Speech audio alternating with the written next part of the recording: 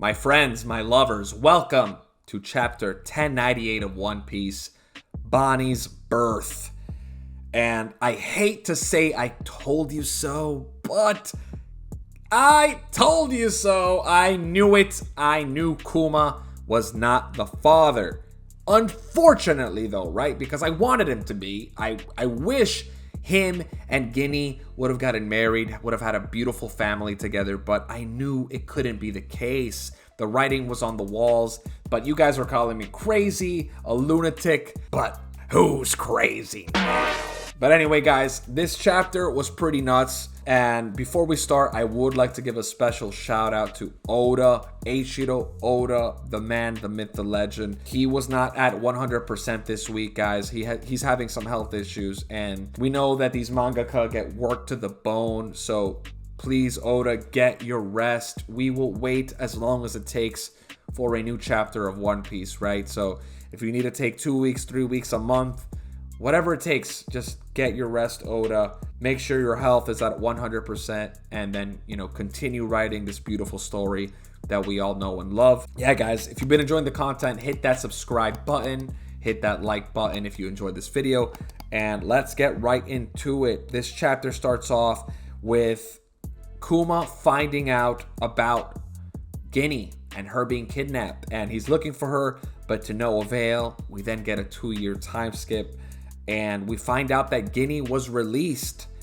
by the Celestial Dragons, most likely by her husband, right? Because it turns out she was forced upon by these nasty, disgusting creatures known as the Celestial Dragons. Most likely, I'm betting that it was probably one of God's Knights. Could be Saint Figurlen Garling, most likely, but it could also be another. Maybe one we haven't seen yet. We did get introduced to a couple other families during the whole God Valley incident.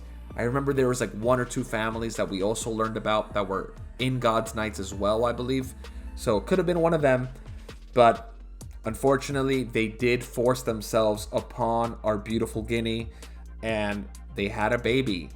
A half-bred celestial, half-human baby. And it is Bonnie. Guinea gave birth to Bonnie, and her father is unknown, but I'm betting on Garling or one of the God's Knights. It could explain Bonnie's freakish power, because at the end of the day, we also find out that Bonnie can't be more than like 13, 14 years old currently, right? So the fact that she's only 13, 14 and she's been able to do so well for herself just proves how much of a genius this girl is, how crafty. She definitely gets that from her mother. And she's also physically powerful. Like, she tanked an attack from Kizaru. She, got sent down the Labostratum, got shot with all those lasers, and still managed to fight a bunch of Marines. So this girl's tough, man.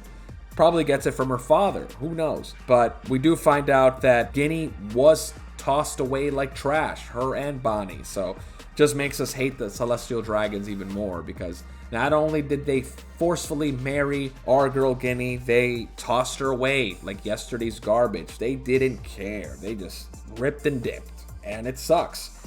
And she, with her last words, she decides to contact Kuma, and she gets a hold of him, and Kuma teleports to her side.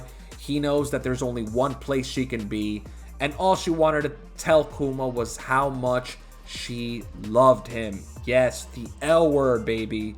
She throws it at Kuma, but I don't think he was able to hear it. I think when she was telling him this part, he was in the middle of teleporting to Sorbet Kingdom, because he knew that there was only one place she could be, and it was the church where they both grew up. And when he gets there, unfortunately, Guinea has passed, but he finds a beautiful baby, and as he's crying and bawling for his, best friend that just passed away, he sees the baby, picks it up, and decides that he will raise this child as his own. And it is basically the baby that they never had. They should have had a child together. They should have been married. Unfortunately, it never happened. Kuma was too selfless. With great power comes great responsibility. I think Garp said that once, or maybe that was Uncle Ben. But guys, with great power comes great responsibility. as we know from all these superhero movies I'm sure you guys have seen, relationships, romance, and superheroes don't really mix well, right? And Kuma is literally a superhero, man. This guy knew that had he allowed himself to love, it was only going to cause much more pain. And who knows, maybe he could have been right, he could have been wrong, but he has to live with the choices he made. And now it's got me thinking, I wonder if they would have gotten married. What if they could have just ran away to a faraway island? But then the story wouldn't have happened like it did, so it's kind of like destiny, right? Shout out to Attack on Titan, by the way. The finale was fantastic, and it kind of gets me thinking about that, the whole Eren and Mikasa what if scenario, right? So if you guys haven't watched that anime, please check it out. It is phenomenal. But back to Kuma and Bonnie. Kuma decides to raise Bonnie as his own, and we get a montage of Bonnie growing up from a tiny little baby to a young girl, to about like 5, 6, 7 years old. And Kuma is an awesome dad. He's like the greatest dad you can ask for. He is awesome. But unfortunately, we do learn that Bonnie also has the blue scale disease. So she's getting like these blue gems on her face. And Kuma's concerned. He calls like every doctor in the world. Dragon tries to help. He even tells Dragon he has to resign from the Revolutionary Army. And you know what Dragon says? It is important to live without regrets. So take care of your fam, Kuma. Oof. Dragon is such a savage. I love him, man. He is such a badass. And Kuma is just like, I owe you, Dragon. And we know that Kuma repays this debt, right? Because here, Dragon allows Kuma to save his child. And later on, Kuma pays that back by saving Dragon's child. And it is so awesome. We're getting so many like callbacks and tie-ins. And Oda, you're an absolute genius, my friend. So back to the blue scale. Kuma calls a doctor. Finally, we get a doctor to confirm what the disease is. But he tells Kuma that he doesn't see Bonnie living past the age of 10. At 10 years old, she's basically done for, right? And Kuma hears this and he's just heartbroken.